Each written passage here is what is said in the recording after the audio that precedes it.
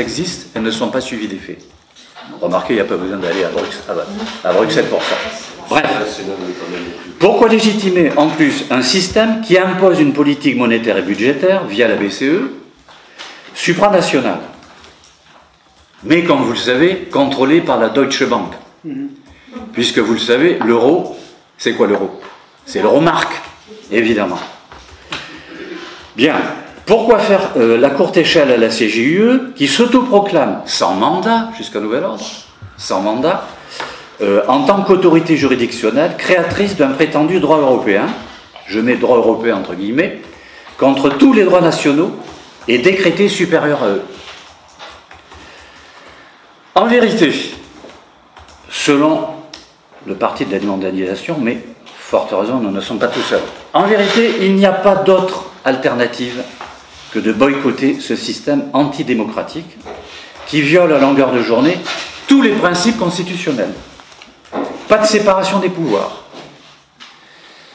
pas de primauté de l'Assemblée, dépossédée du pouvoir législatif, autoritarisme de la CJUE, au nom du droit, il faut le faire, au nom du droit, il paraît qu'on est dans un état de droit, suprématie de la BCE qui dicte ses volontés aux États, soumission du Conseil et de la Commission multinationale par l'intermédiaire des 50 000 lobbyistes qui naviguent dans tous les couloirs de tous les bureaux de Bruxelles, de Strasbourg et de Francfort.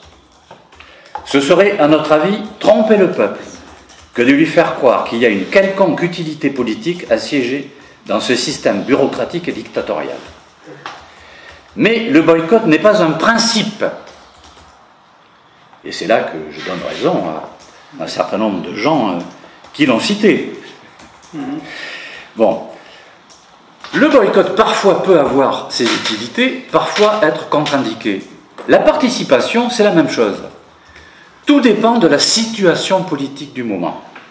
Donc le boycott n'est pas un principe, et par conséquent, on se réfère naturellement d'abord et avant tout à la situation politique à laquelle on a à s'adresser.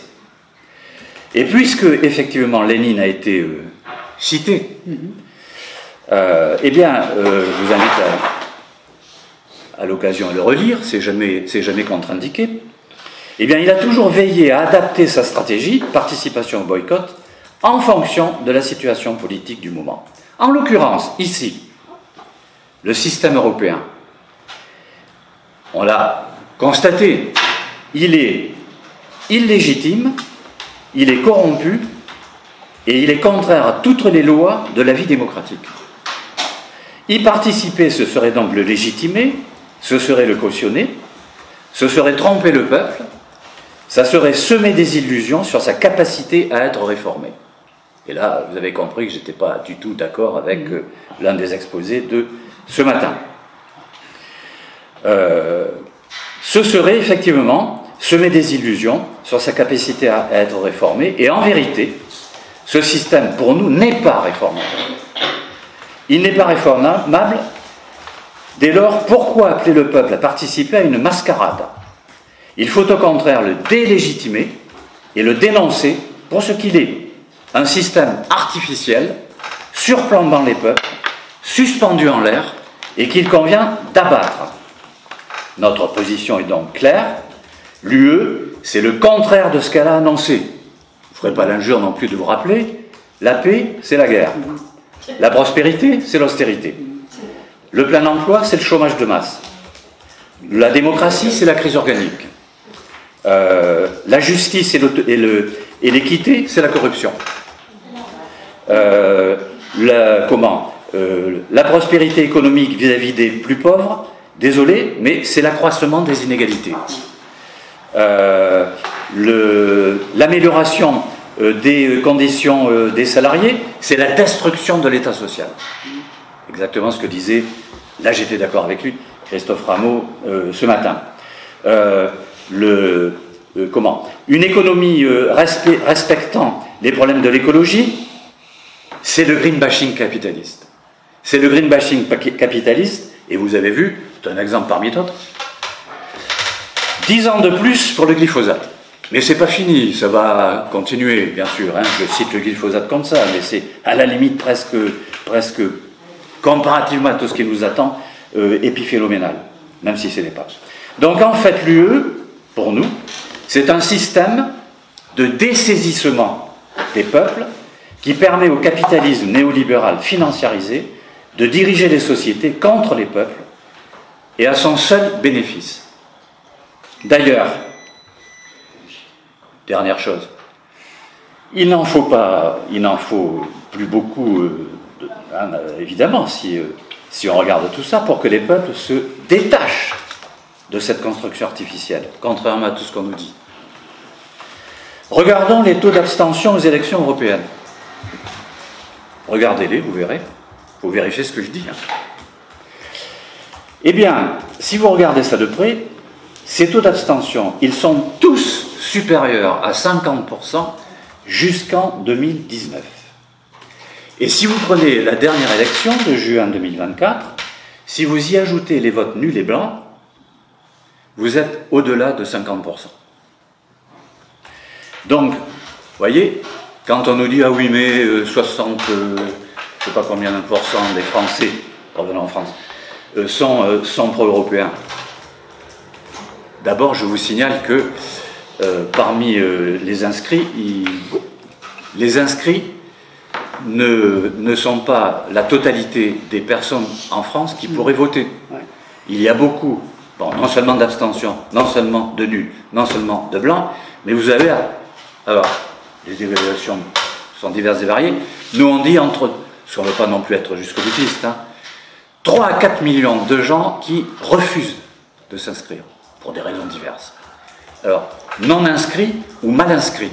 Il y a des gens qui déménagent tout ça et qui négligent de faire changer, etc. Bon. Donc, vous voyez, on est loin du compte quand on dit qu'il y a une majorité de Français qui sont pour l'Europe. En tout cas, cette Europe-là. Donc, en plus de la crise organique, l'Union européenne, entre guillemets, n'a été capable que d'une seule performance. Alors, celle-là, elle est réelle. C'est d'instaurer les conditions de l'accès au pouvoir des extrêmes droites partout en Europe. Alors là, c'est vrai, on a été servi, c'est très bien. Et puis, je terminerai sur le fait que le fameux sceau fédéral européen, dont on parle, c'est ça qui va se mettre en place là, hein, d'accord ? Bon, qu'est-ce qui vise ce sceau fédéral européen? Je l'ai déjà un petit peu dit tout à l'heure. Il vise à centraliser encore plus les pouvoirs propres du Conseil, d'accroître le domaine des compétences exclusives, et donc de dépouiller encore plus les États et la souveraineté des peuples. Donc, aux élections européennes de juin 2024, vous l'avez vu, c'est ça qui est quand même paradoxal, il y a eu, si je me rappelle bien, 38 listes en France. 38 listes. Donc, des animalistes à la langue espéranto, et de tous les partis dits de gouvernement, jusqu'à nous le peuple. Je situe là parce que j'ai quelques sympathies pour les gens qui travaillent là-dedans, voilà. Même si naturellement je ne suis pas d'accord avec ce point-là. Donc à quoi cela, je pose la question, nous posons la question, à quoi cela a-t-il servi? À quoi cela a-t-il servi? Sinon à légitimer, sinon à cautionner cette Union européenne, entre guillemets. Nous pensons qu'au contraire, rassurez-vous, j'ai presque fini, nous pensons au contraire qu'il est politiquement plus intelligent de délégitimer cette verrue juridique qu'est cette prétendue construction européenne. Je mets construction européenne aussi entre guillemets. Et que notre seul objectif politique, ça doit être de faire monter précisément l'abstention militante à plus de 60%, de telle sorte qu'elle soit totalement délégitimée. C'est pour cela qu'il faut la détruire après l'avoir quittée. Excusez-moi d'être un peu abrupt, mais je pense que l'ère des demi-mesures est terminée. C'est à notre avis la seule voie possible au rétablissement de l'indépendance et de la souveraineté de notre pays et de notre peuple. C'est la raison pour laquelle nous avons créé, alors ce n'est pas un plaidoyer pro domo, rassurez-vous, je serai très bref, nous avons créé une coordination nationale d'action commune avec le PRCF que vous connaissez, pôle de renaissance communiste en France, hein, pour ceux qui ne le savent pas, la DPC, la Dynamique populaire constituante, le RPS Fier, ça c'est le Rassemblement du peuple souverain pour une France indépendante et une république sociale, et le PARDEM. C'est une coordination qui a beaucoup de points communs avec celle que nous connaissons tous ici. Puisque celle que nous connaissons tous ici, si je me souviens bien, a un objectif qui est aussi le nôtre, qui est de promouvoir un référendum par lequel nous ferions proclamer par le peuple français que le droit national prime sur le droit européen entre guillemets. Et c'est la raison pour laquelle nous pensons qu'effectivement les conditions politiques existent dans ce pays aujourd'hui pour contester la suprématie idéologique de tous les défenseurs de l'Union européenne, entre guillemets, dans ce pays. Nous invitons donc les organisations présentes ici à rejoindre ce combat, et je fais la même chose dans mon organisation, rassurez-vous, réciproquement, pour essayer effectivement de faire que la reconstitution de ce peuple français, par son indépendance et sa souveraineté, puisse être reconquise. Nous rejoignons donc l'idée, vous l'avez compris, de ce référendum sur la primauté du droit national. Et pour finir, je vous dirai une petite information, ça sera mon seul plaidoyer pro domo. Le 8, 9 et 10 novembre prochain, nous faisons une université d'automne à Calais dont le thème principal sera 1. C'est quoi l'Union européenne? Vous voyez comment on va y répondre. Et deuxièmement, comment on fait pour en sortir? Comment on fait pour en sortir, non seulement de l'Union européenne, mais de l'euro? Parce que je pense que le temps est terminé où on se disait il faut sortir, sans qu'il y ait grand monde qui fasse des propositions concrètes pour essayer de convaincre notre peuple, effectivement, de partir dans cette voie.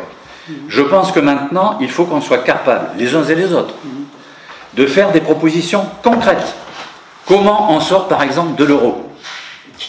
C'est possible, et je vous invite bien évidemment à vous tenir informés de ce qui sera dit en novembre prochain. Je vous remercie de votre patience.